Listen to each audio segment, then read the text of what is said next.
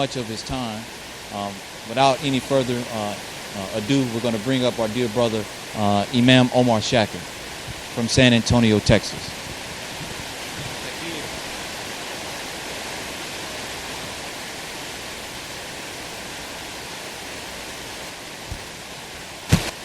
Dear family, peace to you. Assalamu alaikum.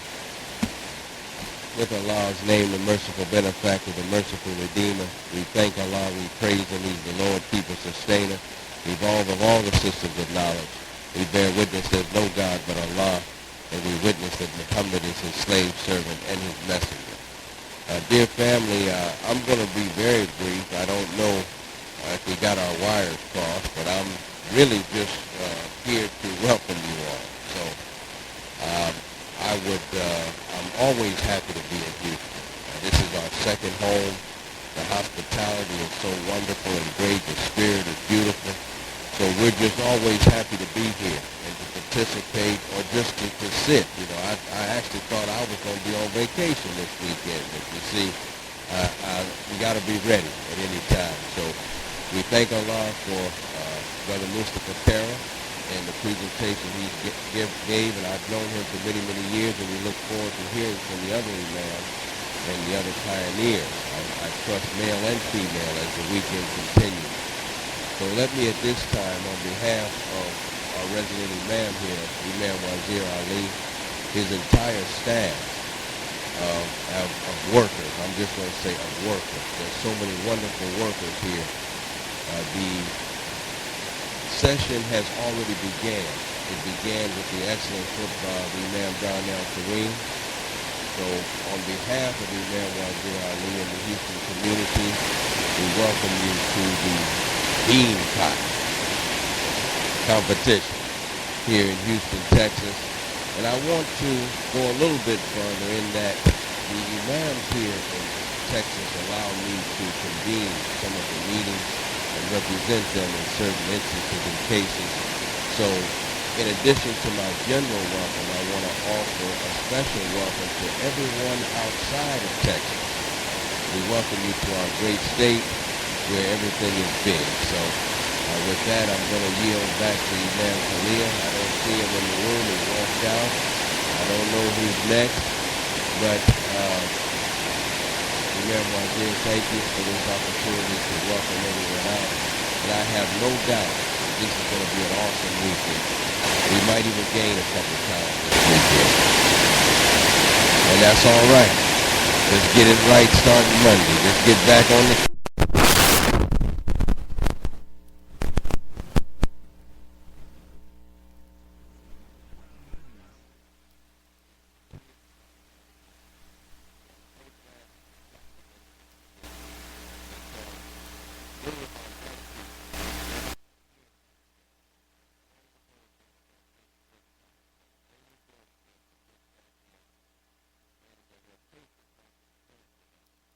let's get the little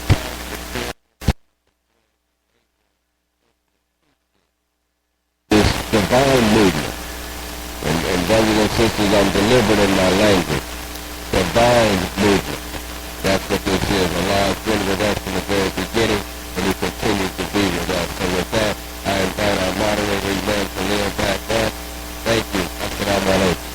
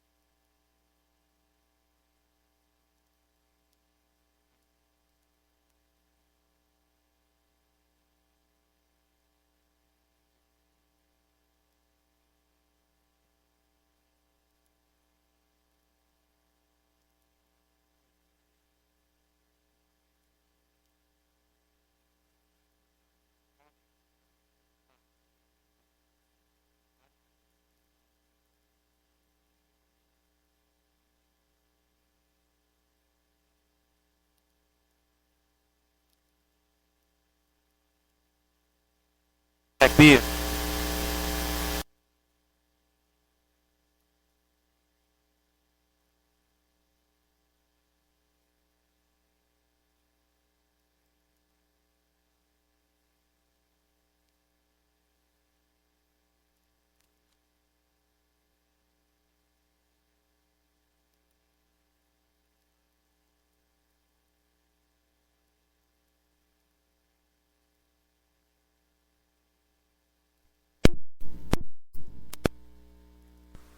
We bear witness there's no God but Allah, and Muhammad is his slave servant.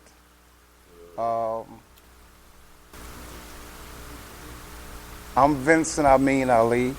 I come into the community in New York back in '68. There were many brothers in the district, the meat market district in Manhattan back in the 60s, the middle 60s.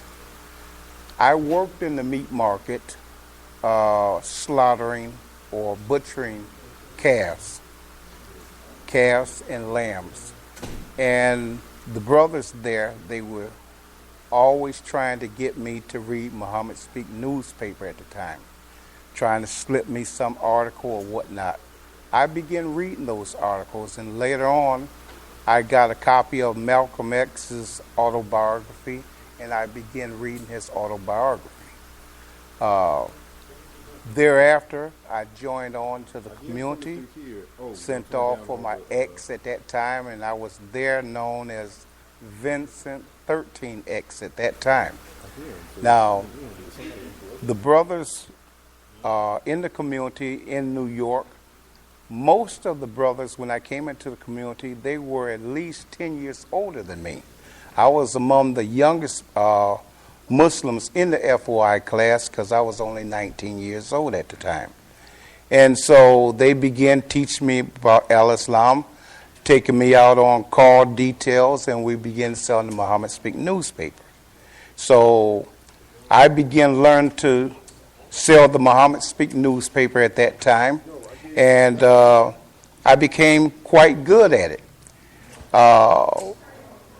At first, I don't know if we have any copies of Muhammad Speak newspaper around. Do we have a copy or two of Muhammad Speak newspaper? I just want to show a little something. We would go out on the details with the Muhammad Speak newspaper. And so I remember one brother saying to me, he said, "Brother," he said, I see how you're selling your newspapers, but if you hold your," brothers were dangling the paper at this side and trying to sell it. He said, "Brother, if you clutch that Muhammad Speak newspaper up to your chest and show the people that you're in love with what you're doing." And back then, the Honorable Elijah Muhammad had such bold titles like "Black Man, Accept Your Own," and big, bold writing on the paper and stuff. And so I began clutching the paper as the brother had instructed me and holding it chest high. And so and then I found out that increased my sales in the Muhammad Speak newspaper. And I became so successful in selling the Muhammad Speak newspaper over a period of time. Captain Yusuf Shaw, who was the captain in New York at that time, and Minister Louis Farrakhan, they looked at me and they said, "Brother, this brother can sell." They would send me out on details. I would sell the books, Message to the Black Man, How to Eat to Live. Later on, The Fall of America. All the records, we used to have record albums. We used to sell like The Judgment of America's, all of these different things I would be selling. And they recognized I had such success in selling the publications from the community that they put me on salary. They said, "Brother, anybody that can sell like this," well, first of all, they said, "Anybody that can sell like this, they're a minister." So they enrolled me into the ministry class, and I became an assistant minister to Louis Farrakhan at that time. But meanwhile, I was still selling the papers and everything. And later on, when the fish came in, I began selling the fish, eggs from our farms in Georgia. Just everything that came down the tube, they were handed to Brother Vincent to sell it. So I began doing this and getting quite successful in doing it. At one point in time, and I remember this in the community, the captain came to me and he said, Brother Vincent, and you know, when the captain would come to you, you immediately come to your feet and you had a salute, you know, and it was that level of respect for officials in the community, and something that I miss today, and I see how we address our own officials today, how we just haphazardly just walk up on an official with no seemingly mode of respect and whatnot. And back then, when you addressed any of the laborers or officials and stuff, you came up to them and you saluted and you held it up there just like you were in the military. We were in Muhammad's army, and we stay right there, and then they salute and we throw it back down. The captain came to me and he said, brother, he said, we would often meet in the restaurants after selling papers and eat bean soup and so forth. Captain said, brother, I want you to stop hanging around these slack brothers who don't want to sell papers, who don't want to do anything. I want you to stop hanging around them. And I want you to start hanging around only those who got a 400, 500 Muhammad speak conversation to be had. And so he began asking me the brothers who would just literally just meet in the restaurant and just talk and science up on the religion and everything. He wanted me to stay away from them brothers because he saw that I was so focused in selling the Muhammad Speak newspaper, and he didn't want nothing to distract me from that. So these are just some of the experiences I had in New York and stuff at that time. Later on, the draft caught up with me. They had me on status to go into the military, the Vietnam War. And at that time,